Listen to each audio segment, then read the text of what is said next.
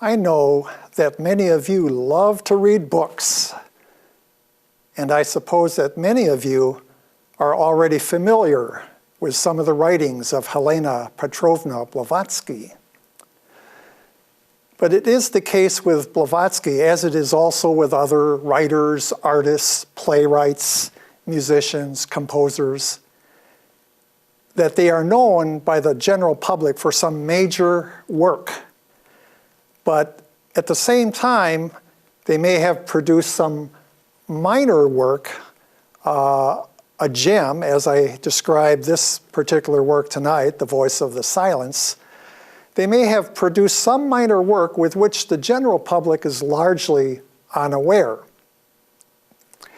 To give you an example, if you talk to the man or woman on the street and say, what is Shakespeare known for?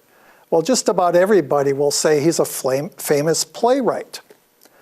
Many people have read the novel Moby Dick by Herman Melville. Everybody has heard of it if they haven't at least read it. But how many people knew that Herman Melville, during his lifetime, also was very popular for short stories? Beethoven is known by the average person. They'll say, well, he was a great composer. I know he had 9 symphonies. But how many realize that some of his greatest works were the string quartets, small pieces for 2 violins, viola, and cello? And so in the same way, H.P. Blavatsky, who was, as you know, or you may know, a prodigious writer, her output was voluminous, but she's known primarily for her major works such as Isis Unveiled, which fills over 1,400 pages. The Secret Doctrine, another major work, over 1,500 pages. And if you look at the collected writings of H.P. Blavatsky, we're talking 14 volumes. So you can get lost. You can literally get lost in the writings of H.P. Blavatsky and overlook a very precious gem, which we are talking about tonight, and that, of course, is The Voice of the Silence. Now, The Voice of the Silence is not a major, or I should say that it's not a huge work. I think it is a major work, but it's not of the size that Isis Unveiled is or The Secret Doctrine. It's a much smaller work consisting of slightly over 300 verses. This is actually one of my copies right here. You can see it's a small book, and it comes in many editions. Here's an even smaller paperback version that you can carry around with you. If you like it, you can keep a copy in the glove compartment of your car. You can carry it in your pocket, your purse, your backpack. There are many editions. They're all basically the same. And I would recommend, though, if you're going to purchase a copy, make sure that you get one where the verses are numbered.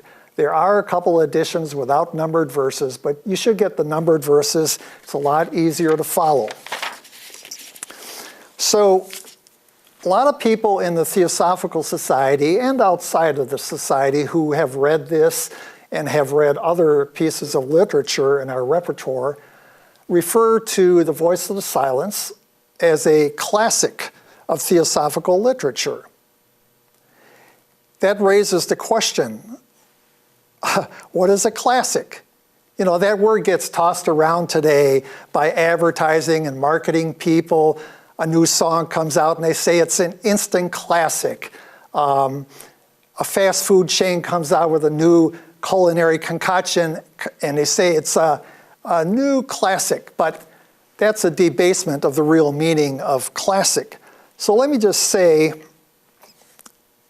that there are certain criteria that determine whether a book or a piece of music, in this case a book, is legitimately thought of as a classic.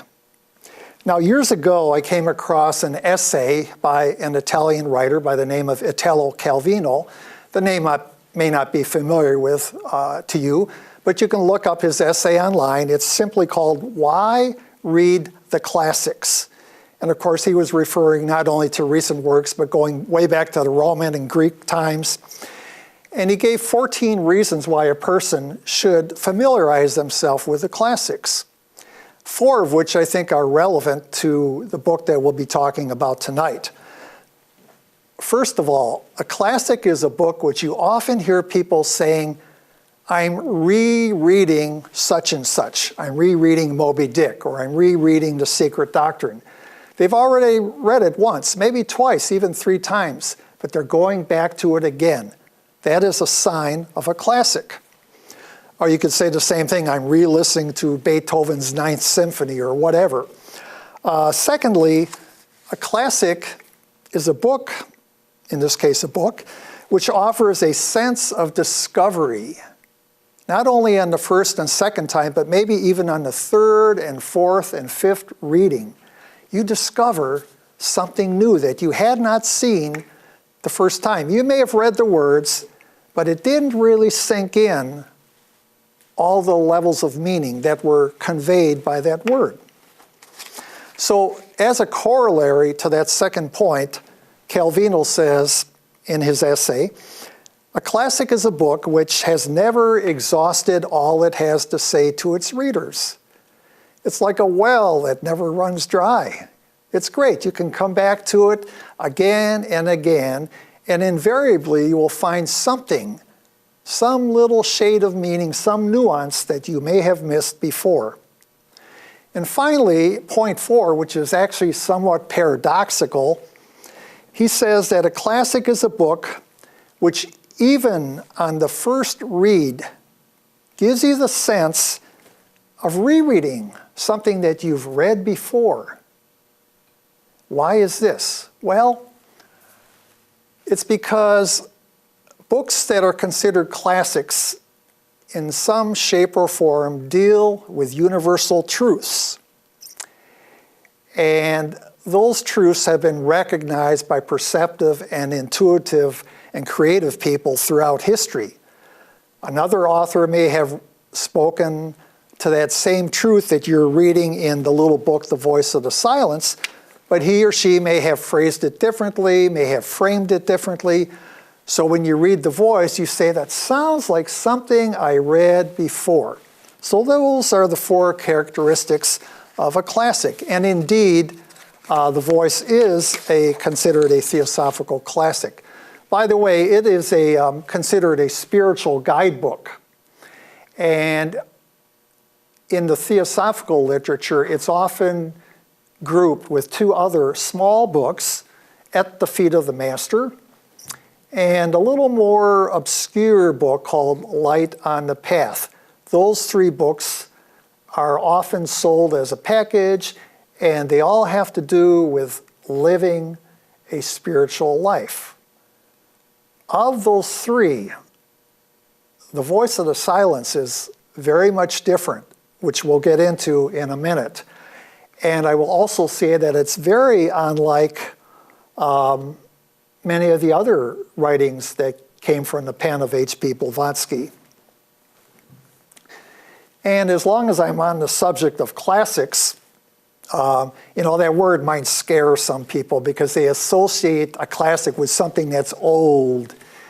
And they say, I'm busy, I'm into the new stuff. Why should I spend time when I've got such a busy life, a busy schedule? Why should I take time out of my day to read something that was written 100, 500, or 1,000 years ago? Well, there are good reasons.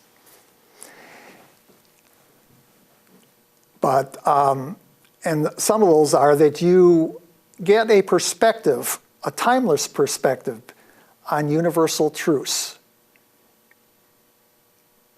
When people think of reading a classic, often if they're not accustomed to reading books written decades or centuries ago, they get a little bit, they lack a certain confidence. They think, oh, I wonder if I can really handle that book.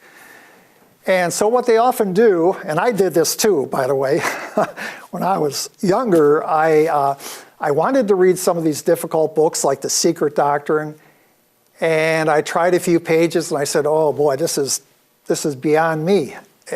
It's beyond my intellectual comprehension at that time. So what you do is you fall back on the commentaries. I did that, but Italo Calvino, whose essay I just quoted you from, also says this: if you're going to read a classic, please, please don't go to the commentaries first. Do that later. Read the commentaries and interpretations after you've tackled the book. So let's say, to pick something totally different, if you want to read Dante's Divine Comedy, which is a trilogy, read it. Read it straight through. The Infernal, Purgatorial, just read through all of those without commentary. After you've struggled through, or after maybe you won't struggle, but for many people it is a struggle because there's references to historical things, and in The Voice of the Silence there will be reference to Tibetan and Sanskrit words. You may have to go to the glossary. Just read it straight through. Then, after you've gotten the feel, you've gotten the lay of the land, you've got the landscape, then is the time to go into the commentaries. But you are actually cheating yourself if you go to the commentaries first, because no matter how astute that commentator is, whether it's Besant, Leadbeater, Taimni, whoever it is, you're then coloring your perceptions according to that one scholar or that one writer. So do not cheat yourself, and this goes for any classic, whether it's The Voice of the Silence, Dante's Divine Comedy. Go to the source first, get as much out of it as you possibly can on the first reading, and then go to the commentaries and illuminate your understanding with those commentaries.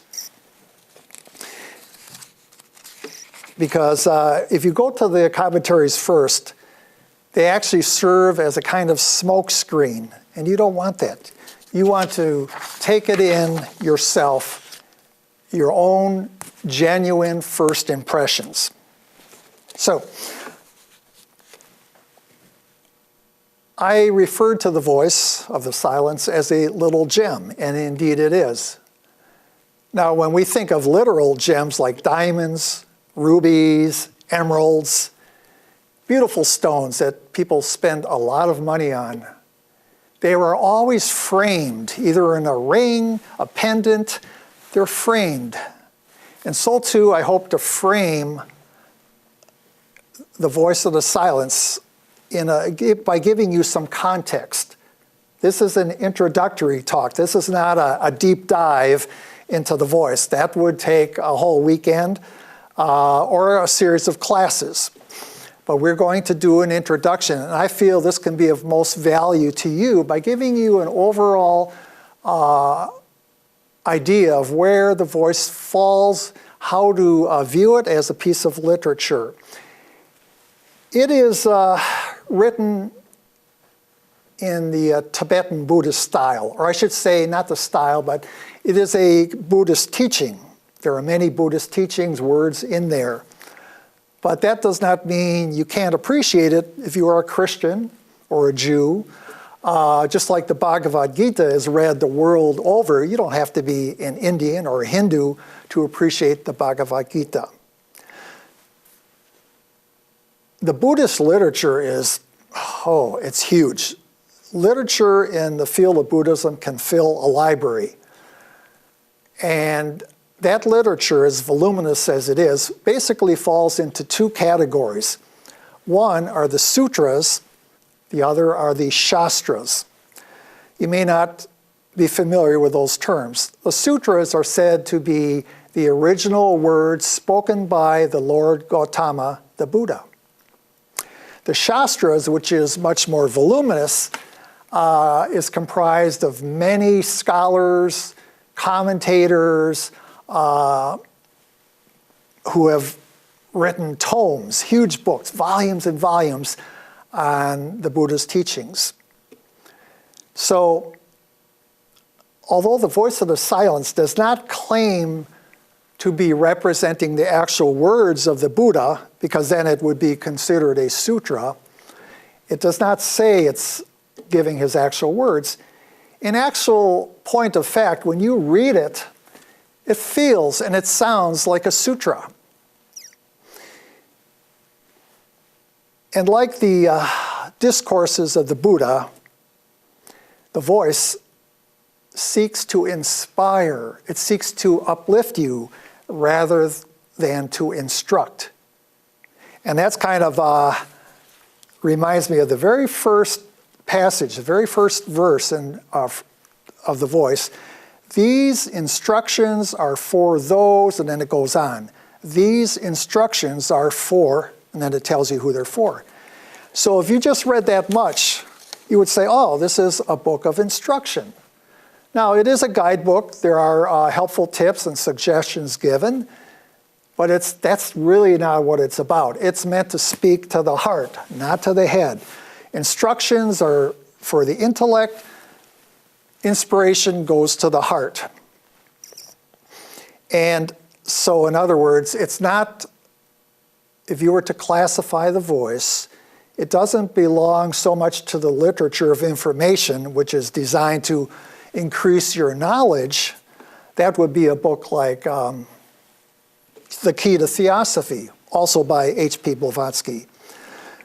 But this is a book that belongs to what Joy Mills called, Joy Mills was a theosophical scholar beloved by many. She called it the literature of power. The literature of power has the potential to move you, to motivate you, inspire you, to get you up and do something. So I'm going to talk about a few notable characteristics of the voice. Notable characteristics that may or may not be in some of Blavatsky's other writings. And if you go through the voice, you will notice these as you read through them. The first one is the presence of paradox. Paradox is a whole subject in itself. It's very interesting, actually, and much esoteric literature contains paradoxical statements. Much mystical literature, the writing of St. Teresa, St. John of the Cross, contains paradoxical statements. If you go to the dictionary, I used Merriam-Webster dictionary. It defines the paradox as, quote, a statement that is seemingly contradictory or opposed to common sense, and yet is perhaps true, end of quote. Somebody else who had a sense of humor once defined a paradox as a truth that stands on its head to attract attention. So in paradoxes, two things happen. You have a statement that appears to be a contradiction, but on some other level, in some other way, it contains a truth. Now, I'll give you one example. This is not from theosophical literature, but it's from a psychologist from way back in the 60s and 70s. Some of you may remember Erich Fromm. In one of his books, he made the statement, in love, the paradox occurs that two beings become one, and yet remain two. Anybody that has fallen in love and had a deep, lasting relationship understands the truth of that statement. Two beings become one, but yet retain their individuality. That's a paradox. That's a fairly, you don't have to dive too deep to understand that. There are other paradoxes that require quite a bit of reflection to get to the root of it. Now, in The Voice of the Silence, I'll just give you two statements here that are paradoxical. This is verse 21. And this also, by the way, illustrates that point that when Calvino made, that when you read a classic, it reminds you of something you've read before. So in The Voice, verse 21 is very short. It says, give up thy life if thou wouldst live. Give up thy life if thou wouldst live. What does that mean? And where have we heard that before? Well, I suggest you've probably heard that many places from people who are writing in the spiritual field. But you could find it in the Bible in Matthew chapter 16, verse 24 and 25, where Jesus says basically the same thing. The life that you're giving up here is the self-centered, egocentric life. It's an attitude, it's a view. You still have your life, but you're giving up a certain shallow, parochial point of view, and you're opening yourself up to a much wider life that includes others. You're breaking through the shell of selfishness and self-centered concerns to open your heart to the rest of humanity. There's another statement in the voice, verse 58. This one requires a little more thought, and I'm not going to go into it now, but you can go to verse 58 and find it, and you can meditate on this. You know, we talk about a spiritual path. And here in this verse, it's referring to the path, which is basically a way of life. It's not a literal path, but it's a mode of living. The quote reads, "Thou canst not travel on the path until thou hast become the path itself." You want to travel the path, but you can't do it until you become the path. So that's one of those paradoxes. And rather than have me try to offer a feeble explanation as to the meaning, I think I would be doing you a favor if I just left you with that so you can ponder it and think about it, and you can come up with your own interpretation. So that covers the first element, or the first characteristic of the voice. The second, which was paradoxical statements. Now the next element is poetry. And you will not find this element in her other major works. HPB wrote much, but this book stands out by its poetic nature. Now you might say, okay, poetry, I don't really care for poetry.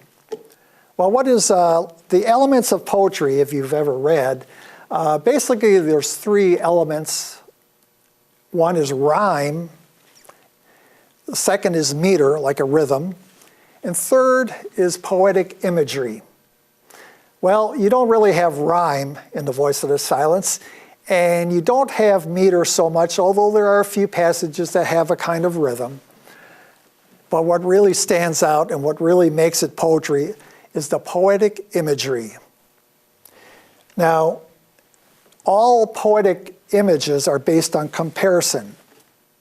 You're comparing two things which are different, but the reason it works is because those two unlike things, those things which are starkly different, share a common attribute. This may sound complicated, but you'll understand. If I give you a couple of quick examples, people talk about death. If they're writing with figurative language, they may say, he passed or she passed into the sleep of death. So you're comparing here death with sleep. They're two different things, but there is a similarity. You might be doing a biographical sketch about somebody and talking about what they did for a living, and then you might get towards the end of their life and say, he then reached the twilight of his career. Well, we know what twilight is. It appears at the end of the day when the sun begins to set. And then finally, this is one from The Voice, refers to a castle of illusion. You know, we create these illusions and we kind of surround ourselves like we're in a castle protected from the outer world. And those are things we need to recognize and try to deal with them. So I'm going to give you a couple specific lines from The Voice, which I feel are very beautiful and contain poetic imagery. By the way, some people may say, if you're a real intellectual person and you say, I'm not very artistic and I don't have a poetic sensitivity, I just want the facts. You know what? Facts, dry reading will only take you so far. If you're trying to awaken that inmost part of your soul, one avenue of doing that is through beauty. This was recognized many, many centuries ago. The Neoplatonic philosopher Plotinus, he didn't use the word God, but he talked about the one. And the trinity of the one was the good, the true, and the beautiful. Because beauty is a way of opening up the heart, making it receptive to higher truths. So, here are a few lines which I find strikingly beautiful. This is verse 14, just part of it. If thy soul smiles while bathing in the sunlight of thy life, if thy soul smiles while bathing in the sunlight of thy life. You see the poetic imagery there. And then there's another one which is given as a kind of an order, an instruction. Divest thyself, in other words, get rid of, divest thyself of thy dark garments of illusion. That's beautiful, and it makes sense because illusion cuts out the light. We're not really seeing the truth. We're seeing it filtered through a colored glass, if you will, and sometimes a very dark colored glass. This last verse comes from a section dealing about compassion, the need to feel compassion for the suffering of others. These tears are the streams that irrigate the fields of charity immortal.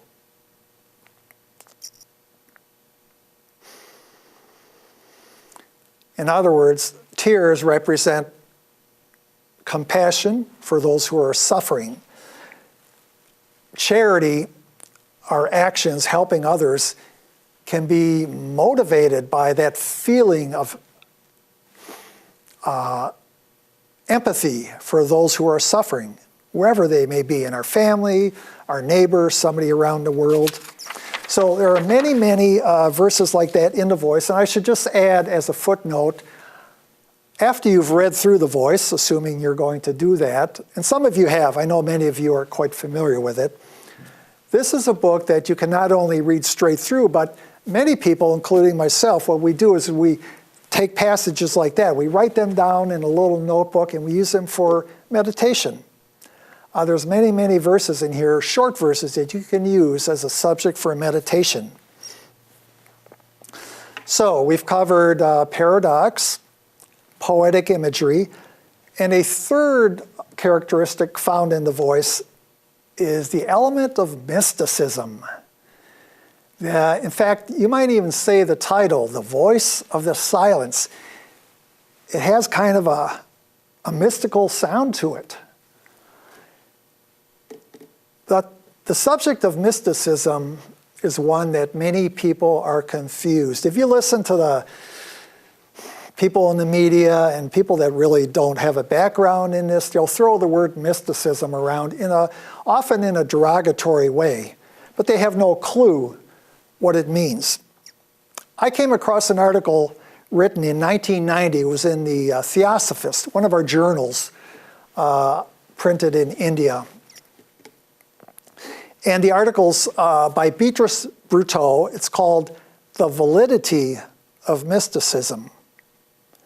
She says, the word mysticism has been so misused that it is best to first clear the field of what it does not mean. I agree with that. When there's a term that is misunderstood widely, you need to first get rid of all the misconceptions. And so she goes through this long article. I'll just give you a few little excerpts. It does not mean, it meaning mysticism, it does not mean parapsychological phenomena, including such things as ESP, precognition, out-of-body experiences, and the like. That's not to say that those things are not real, that they do not occur. It's just that those fall into a different category. They're not mysticism. Then she says it has nothing to do with altered states of consciousness in which one perceives extraordinary colors, sounds, and fragrances. Those things happen, especially if you are a person that is somewhat psychic or clairvoyant, as many of the people in the Theosophical Society have been, and they've actually, some like Leadbeater and others have written books in great detail describing what they have seen clairvoyantly. That's a whole different ballgame. That's not mysticism. And it does not concern revelations from angels, saints, disembodied entities. So after she goes through a long couple of pages saying to the reader what mysticism is not, she then asks the question, okay, what is it? Right? You're probably asking that too. Well, she says, really, it cannot be known either by the senses or the mind. In other words, our five senses cannot tell you what mysticism is. Our intellectual capabilities cannot tell us what it is. For those modes of conscious perception involve form, either material or conceptual. And the true mystical state is formless. I'm not an expert, I'm not speaking from firsthand knowledge there, but I'm speaking from having read quite a bit of writing from people, Thomas Merton, St. John of the Cross, people who were considered true mystics. So I like the way she says this towards the end of the article. She says, really, we're all pretending to talk about something that by definition is incommunicable, mysticism. And then she concludes by saying, we are now in the realm of the paradoxical for our language.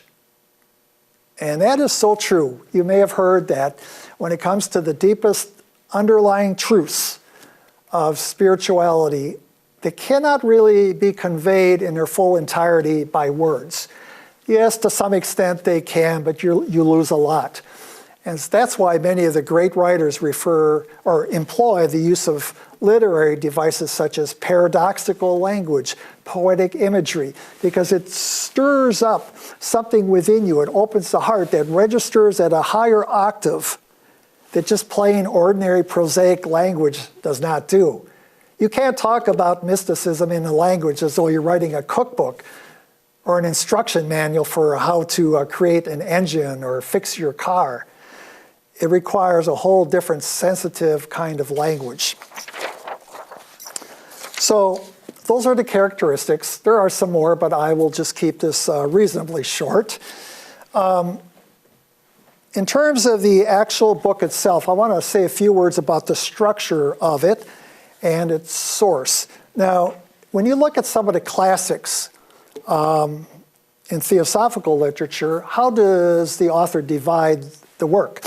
If you look at Isis Unveiled, Blavatsky divided that work, 1,400 pages, into, let's see, I think it was chapters. In the Key to Theosophy, a smaller work, she divided that into sections. Still other great writers, particularly in their longer works, use the term books, as Plato did with the Republic. Or if you've read the French philosopher Montaigne, his complete essays are divided into books, or St. Augustine's Confessions, Milton's Paradise Lost. But with The Voice of the Silence, Blavatsky used an unusual term to divide the three sections of the book. She used the word fragments. Now, I've read a lot, I'm sure many of you have. I've never come across any book in the table of contents where they said the first fragment, they never use that word. I've never seen it. But when she explains in the introduction where the Voice of the Silence comes from, you understand. Now, a fragment is a small piece of something. Like if I had a glass bowl and I were to drop it on a hard surface, it would break into many pieces, and I'd pick up a little piece, it would be a glass fragment. So a fragment is something small belonging to a larger unit. Well, this is true. The Voice of the Silence is actually a translation from a much older Tibetan work called the Book of Golden Precepts. Goes back many, many, many centuries. And it was said to, according to Blavatsky, it contained 90 treatises on various occult subjects. During the time when she was younger, she spent some time in Tibet and Nepal. She was able to memorize 39 of those 90 treatises. And what we have of those 39 that she memorized, we have 3 of those in this little book. Just 3. Some people might say, well, what about the rest? Well, she did say that they are very advanced, and for the world at large at this point in time, in her opinion, the world was not ready for them. And if people doubt that, you can just look at the Bible. Look at the Sermon on the Mount. Beautiful words, the Sermon on the Mount. How many people today who profess to be Christians, how many can say that they really live up to those teachings in the Sermon on the Mount? So with these deep spiritual teachings, it takes time, not months, years, it takes centuries for the world to begin to embrace those teachings, incorporate them into their lives. So too, I think it is with the Voice of the Silence.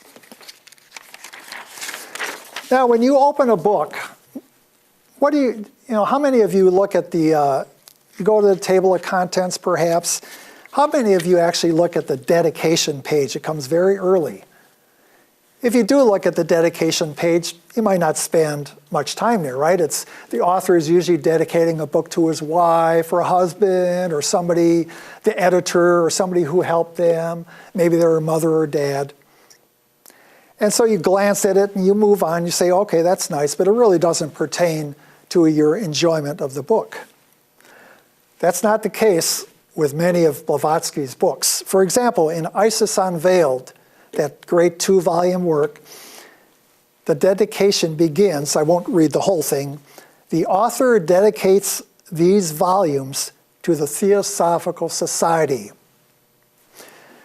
The Secret Doctrine, which came about 10 years later, another huge work, epic work, the dedication reads, "This work I dedicate to all true Theosophists." The Key to Theosophy, which she wrote in the last couple of years of her life, along with this Voice of the Silence, written 2 years before she died, the Key to Theosophy dedication reads, "Dedicated by HPB to all her pupils." So if you look at compare these 3 dedications, the first, Isis Unveiled, dedicated to the Theosophical Society. The Secret Doctrine is dedicated to all true Theosophists. That's significant because you can become a member of the Theosophical Society just as you can become a member of a church and not really be living up to the teachings. So Blavatsky said in her writings that the number of true Theosophists is much less than actual members. By the same token, you can be living your life as a Theosophist without being a member. So anyway, the field, the market, the target audience, if I can use that term, is getting smaller. The Key to Theosophy dedicated to her pupils, that's even smaller, because it was indeed a small group in London. Well, what does the Voice of the Silence have? Dedicated to the few. To the few. Wow. Why the few? If I was a publisher interested in publishing books and making money, I would look at that and I say, I don't know if I really want to publish this, if only a few people are going to buy it. But there's a real reason, and an indication of this is found very early on in the Voice in verse number 3. This is being addressed to the pupil who's sitting before a guru, a teacher. As a matter of fact, most of these verses are done as though a teacher is speaking to the student. This is, thousands of years ago. Verse 3, having become indifferent to the objects of perception.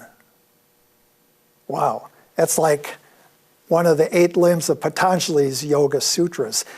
Being able to consciously, deliberately close off the senses, but still not fall asleep, but to remain conscious. So let me repeat that. Having become indifferent to the objects of perception, the pupil must seek out the raja of the senses.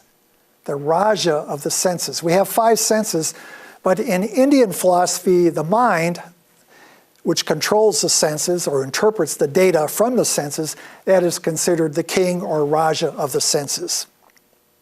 So the pupil must seek out the raja of the senses, the thought producer, he who awakens illusion. That is one of the themes you'll find in The Voice of the Silence, how to rid ourselves of illusion. So, how many people in Blavatsky's day would think it is possible to eliminate from our mind this tendency to create illusions? How many would even try, even today? And how many who actually thought about it and realized the tremendous difficulty involved in such an undertaking, how many of them would then try?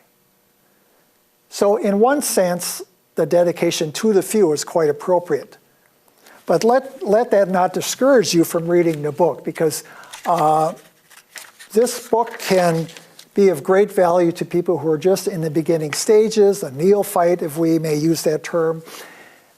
And it has much to offer to many people. I think this book has universal appeal, regardless of your cultural or religious background, your age, where you come from, what you do for a living. This has universal appeal. That's why I think it's one of her great works. Not great in terms of size, but in terms of substance. So I want to mention a few of the themes that are found that you will find in The Voice of the Silence as you explore it, as you work your way through the pages. One of the themes that will pop up here and there is that of distinguishing between the real and the unreal. Those of you that have read much esoteric literature are familiar with that from other writers. The world that we live in, this physical, material universe, is in many ways an illusion. It's real in its own way, but we're dealing with appearances. And the spiritual disciple is training him or herself to develop spiritual discernment to go beyond those appearances. Another theme is the metaphor of the 3 halls. There's the hall of ignorance, and this is approach introduced very early on in the voice. The hall of ignorance followed by the hall of learning and the hall of wisdom. This is figurative language, not meant to be taken literally, but one way of interpreting those metaphors is to look at those 3 halls as stages of unfolding, stages of growth, and stages of learning. Another theme, which is prevalent throughout and very, very important, is that of compassion. Remember, this is a Buddhist, these teachings are essentially Buddhist in nature, and some have said this outlines the steps and things you need to do if you want to aspire to the bodhisattva path, to become a server, a selfless server, an altruistic server, not thinking of what you get out of it, but what you can give other people. And this is something that when you get into spiritual studies, at some point you realize it's not about what I can get. Maybe in the beginning, yes, you're reading, you're listening, you're watching videos, you're trying to take it all in. But at some point you realize, if I am to grow further, I need to start giving. I need to give back. And that's the importance of compassion, because it motivates you to give of yourself. Even if it costs you something, it's worth it. And then there is one passage, a very short passage, towards the end of the book, verse 300. Compassion is no attribute. It is the law of laws, eternal harmony. You can say love, kindness, those are attributes. Sympathy, caring, attributes. And you can say it about compassion, but it says here, it's not an attribute, it's the law of laws. It goes to the very foundation of who we are. It goes to the heart of the universe. You can meditate on that and get what that statement, what you will. It's worth doing. There's also the theme of transformation. There's also the theme of the two paths. Or the two doctrines. This is spoken about at length in the second fragment, the path of the heart, the path of the head learning. And one is intellectual, the other is different. When you follow the doctrine of the I, actually that's what it's called, the doctrine of the I, you are just reading literally, and it may take you certain ways along the journey, but you need to go beyond that. You need to go beyond the words, between the words, and for that to happen, you have to open up the heart. So there are many great themes interwoven throughout this book. They're not taken in a methodical, they're not presented in a methodical scientific manner like you would have in a textbook. They're interwoven, sort of like a piece of Baroque music by Bach, where you have a theme that is played and it disappears, comes back a little later. These are little themes that appear now and then, but they're very powerful verses. And it's the kind of book, when you come across those statements, you just stop and you just pause. It's not like reading Moby Dick or a novel where you can read more or less continuously. A book like The Voice of the Silence contains many passages which are so profound that the best thing you could do at some point, at many points, is just to set the book down, close your eyes, and let it seep in. Take your eyes off the printed page, let it sink in, and you'll get more out of it.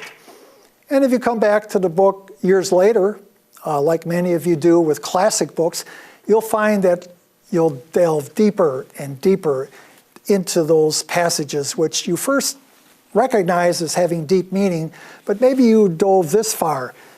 As you live and grow and read more literature and evolve, you're able to, on a second reading or third reading, you're able to penetrate more and more deeply into the words.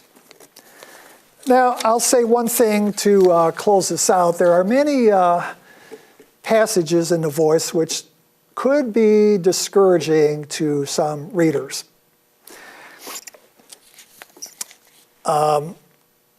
Because it's very truthful in the sense of telling you that the Bodhisattva path, this path, is not easy. It's wonderful in the sense of the tremendous rewards that it brings you, but at times, not all the time, but at times it'll be very tough. That resonates with me. I'm always very suspicious of a new teacher that comes out with some book or something and makes it seem like it's so easy peasy. You just have to follow these 10, 12 steps, and no, I've never believed that. My mother taught me when I was young, and my brothers and sisters as well, nothing in life worthwhile achieving is easy. Whether you want to be a great athlete or a great musician, it's going to take work, it's going to take dedication and effort. And so many people, they accept that, they recognize that to be a great athlete, you're going to have to devote hours and hours of training, put up with injuries, pain, you're going to have to give up parties and change your diet. People recognize that if you want to become a great musician, you have to spend hours and hours learning to master your instrument, whether it's the piano, the violin, or the drums. You have to dedicate a lot of time to that over years. Those same people, very often, many of those same people, when it comes to spirituality, they think these rules don't apply. It has always puzzled me. I've never figured out why they think it would be so easy here. It's the same thing. If you want to progress in the spiritual field, you got to put in the effort. Read the lives of the great saints and the people who have. So, there are verses, as I said, in the voice, which can be discouraging to those who are under the illusion that it's easy. Verses such as, long and weary is the way before thee. You might come across that, long and weary. Well, that's not for me. I'm out of here. Or, the more thou dost advance, the more thy feet pitfalls will meet. The further you go along the path, there's more pitfalls, there's more possible detours. So you have, throughout these verses, many that come up with words like grief, misery, suffering, and so forth. And for some people, those can be a put-off. I'll tell you what, when I first came across the voice, I was very young. Those words kind of put me off. I was much younger. I was thinking in high school. My parents had a lot of theosophical books, and I would be reading through the library, and I stumbled on The Voice of the Silence at one time. I think I maybe read a page and a half, and I said, that's not for me. I don't like it. So I put it down and went on to something easier for me to digest at that time. I was maybe 14, 15. So I think The Voice is one of those books that you have to have, first of all, a certain level of maturity, but it also grows on you. So there are those warnings in The Voice, but at the same time, here's what I really liked about it. It's balanced. It also gives you many notes of optimism to balance out those warnings, such as, have patience as one who fears no failure, courts no success.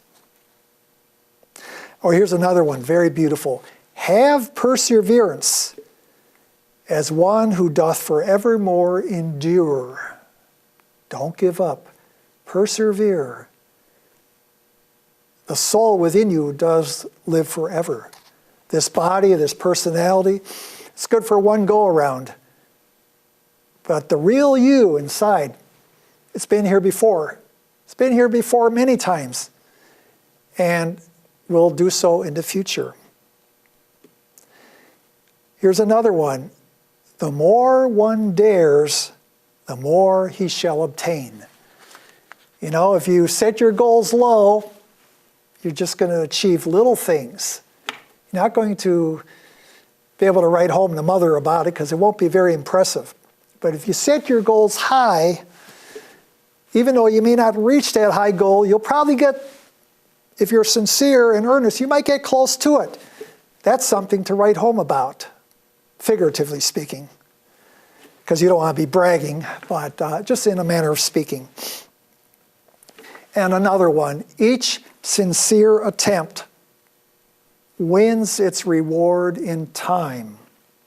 If you're sincere, 100% sincere, and you give it all you got, you might fail once, you might fail twice, you might fall short, but eventually you're going to succeed because that effort that you put forth builds a kind of momentum. And eventually that momentum will build and you'll, whatever that goal is, you'll achieve it. You'll hit the goal.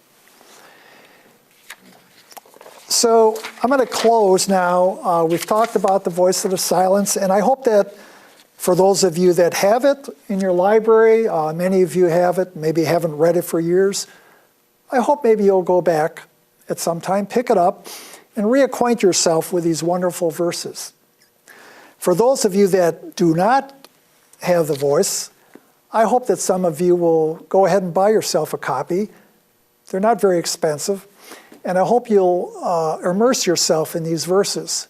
I have heard people say to me, this book has changed their life. When I was 14 or 15, it wouldn't have changed my life. I wasn't ready for it.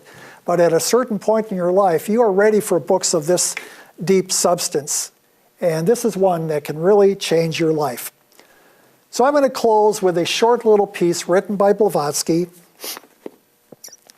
It's not in the voice, it's a totally separate piece, but it kind of parallels what we've been talking about. And it's called There Is a Road.